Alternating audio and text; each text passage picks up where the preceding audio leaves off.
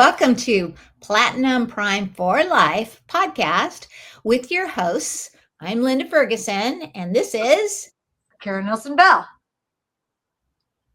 And we are here to help guide you in always Platinum Prime so that you can live your best life ever.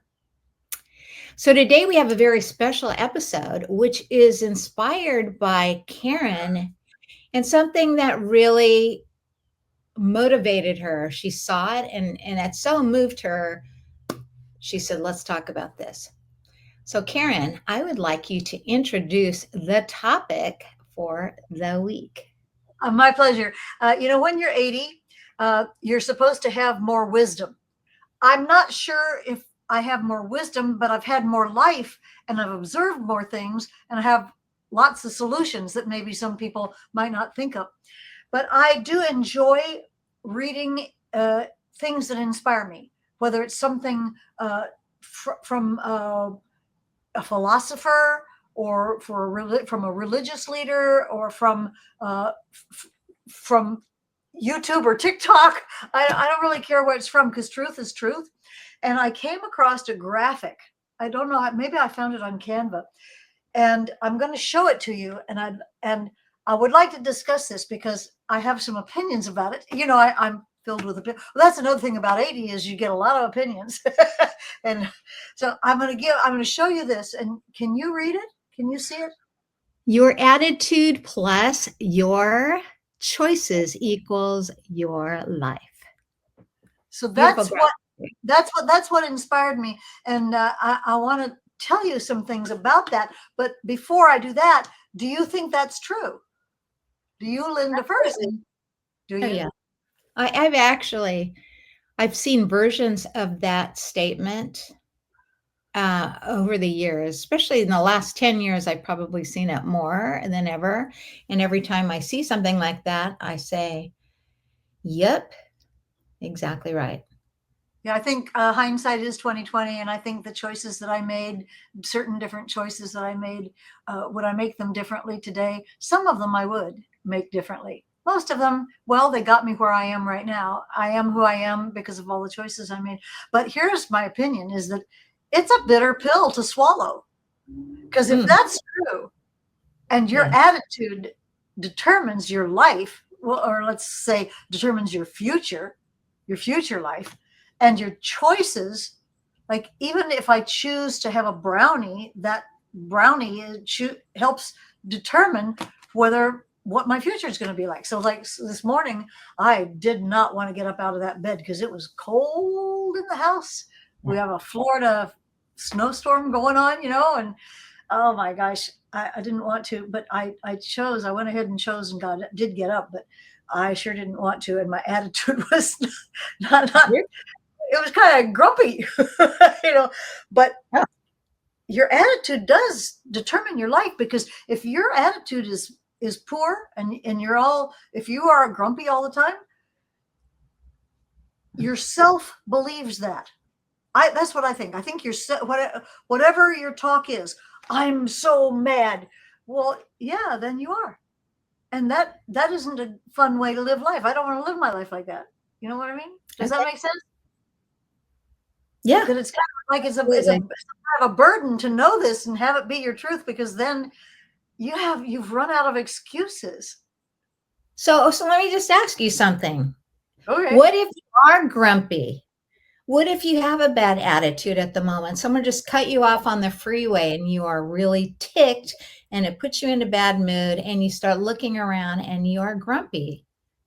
What do you do? Well, first I want to say that there is a solution for poor traffic manners, and when somebody does something, I go this really opposite direction, because my late husband, he would just start swearing at him and not not, he wouldn't give them the finger or anything like that, but and probably he wasn't swearing at them so that they could hear him, because Yeah. that's not smart.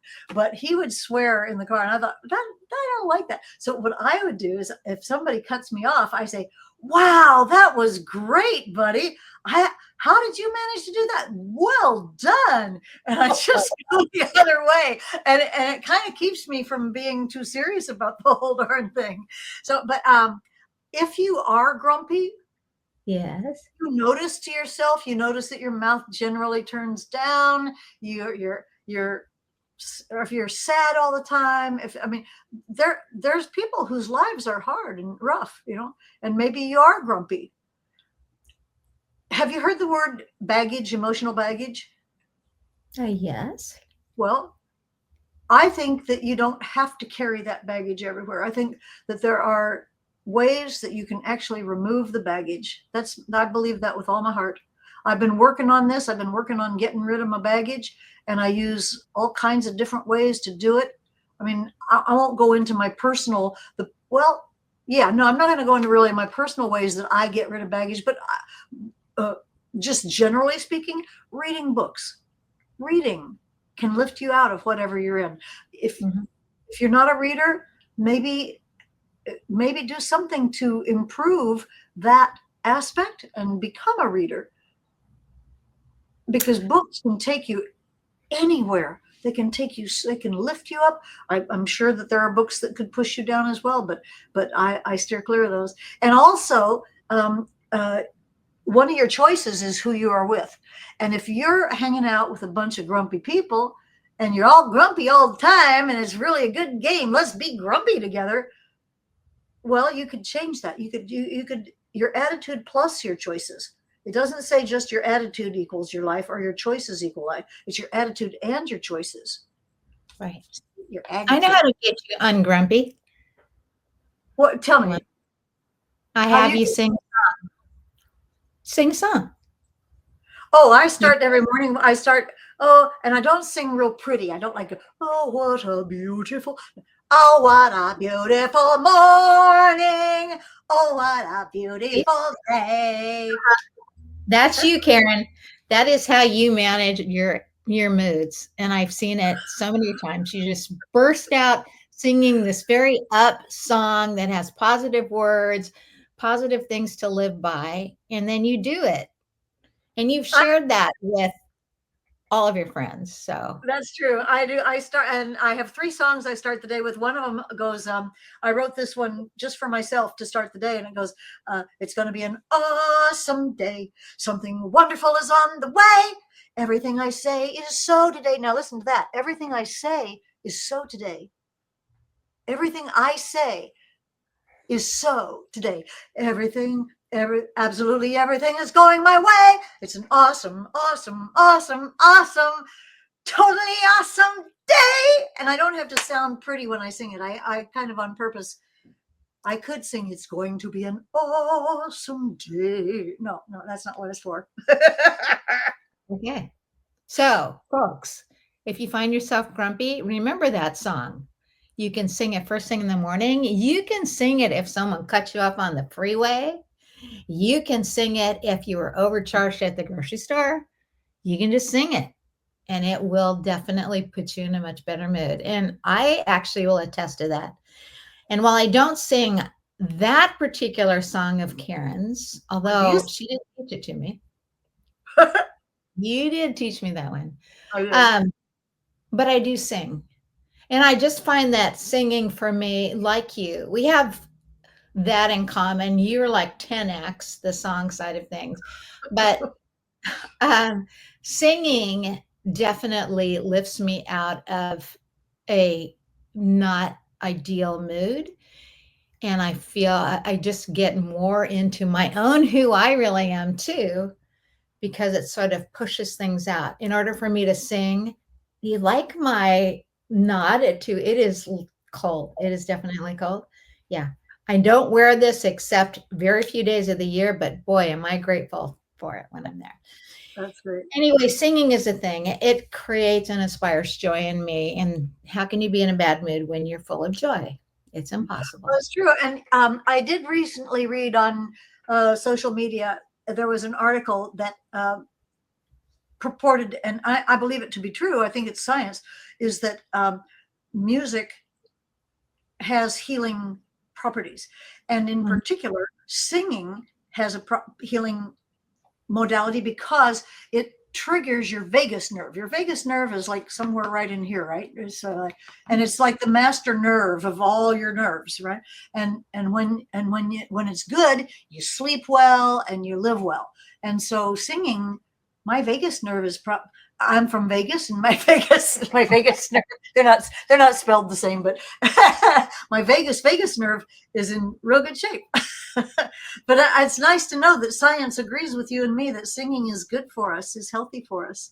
And it can be a thing that transforms a bad mood into a better mood. I'll tell you something else that is workable, and it's workable with little kids, and it's workable with husbands who get irritated when they drive. And that you just reinforce whatever they're doing, you have them do it more. So when my husband drives, I call it, he goes into being, he's from New York. So I go, "You're going all New York on that guy, aren't you, honey?" And then I'll just start saying what he did, which is either a gesture or something.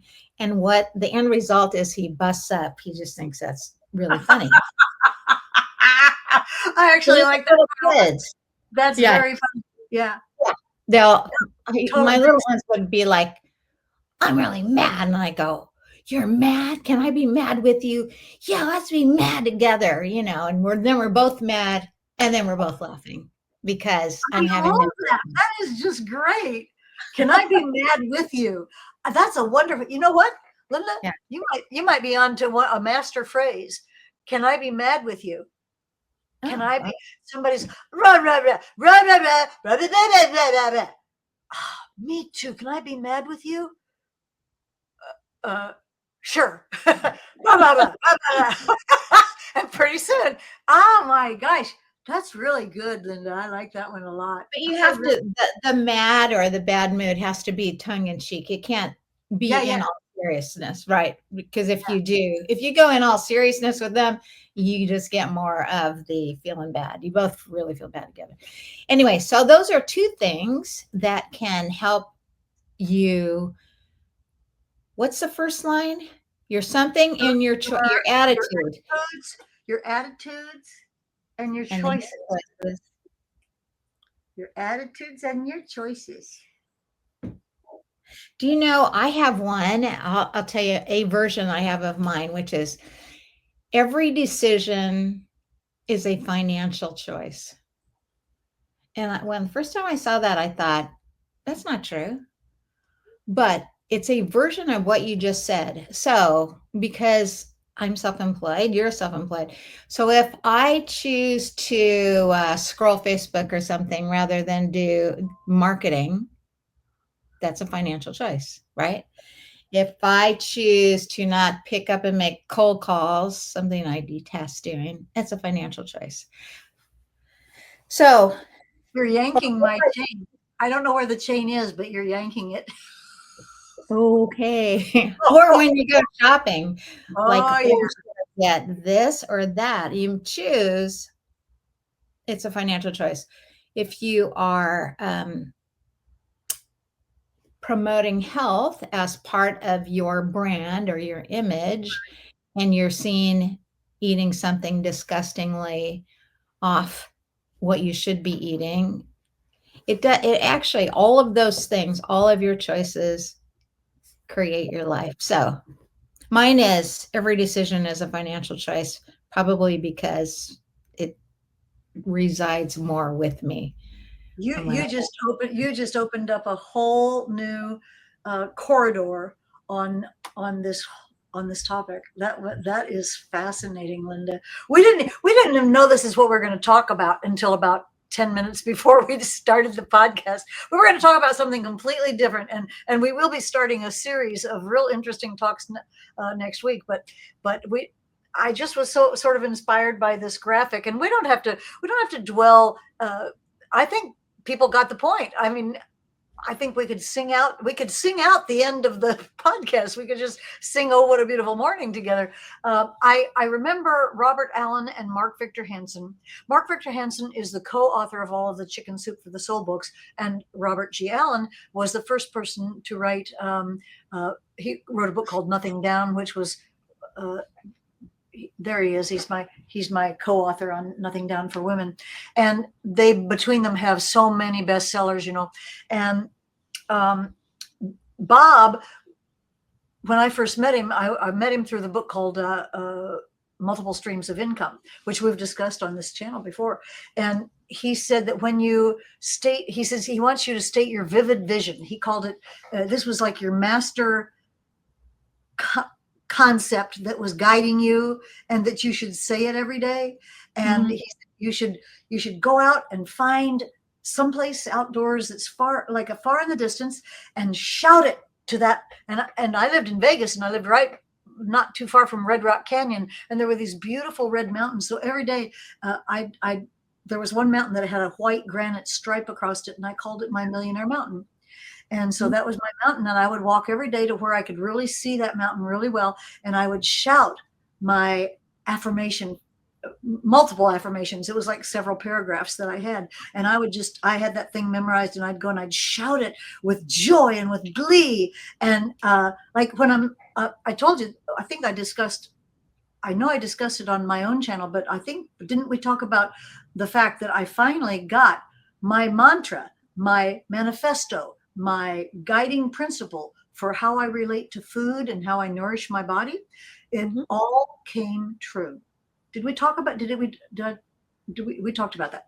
So how did it all come true? Well, I would go out there and I'd go, it is my natural habit to effortlessly choose nourishment, and go on, because it imprints on you in a different way. It imprints on you in a different way than if you just thought it in your head. Or, it is my natural habit to effortlessly choose nourishment. No, it's got joy to it, and it just compounds. I don't know the mechanics of it. I don't know the science behind it, but I can observe it, and I can observe that it works. So that's good enough for me. I like it, and it worked. And I like that even better. I like that better. Yes, vision boards and all of the things that we've grown up with. Yeah. Which is taking something that you desire, and then you have some sort of physical manifestation of it. All those things are really good and definitely have enforcement, as long as you also take action toward the things that you're shouting to the world and you're exhibiting. Those things now more to attain it. Yeah. I'm not going to just go out there and stand in the middle of the forest and say, all the leaves are $100 bills. There's going to be something real. Well, Linda, thank you for spending this time with me, and thank you for going over your attitude. I just texted you this so that you could have it, so that we can put it when we post it, wherever we post things, and we post that little graphic. I don't know whose it is. Somebody took the time to put that in Canva or something like that, and make that pretty graphic. But I think it's really, really cool. We will have it. You can see it. And your choices make your life. Well, I choose any old business, any new business. I move that this meeting be adjourned. You have to tell them all about no. So we need you to do this. Yes, exactly. It's Platinum Prime for life, and you can like our channel. You can join our channel and leave a comment. Let us know of anything that you liked about our podcast today, and also anything you'd like to talk about. This is the Platinum Prime part of your life. I'm like trying to reach into Karen's face over there. Wouldn't that be cool if it just goes right through the picture? Anyway, and we will see you again next week right here to explore something else that's really exciting about our future that we're creating. With Bye. bye bye.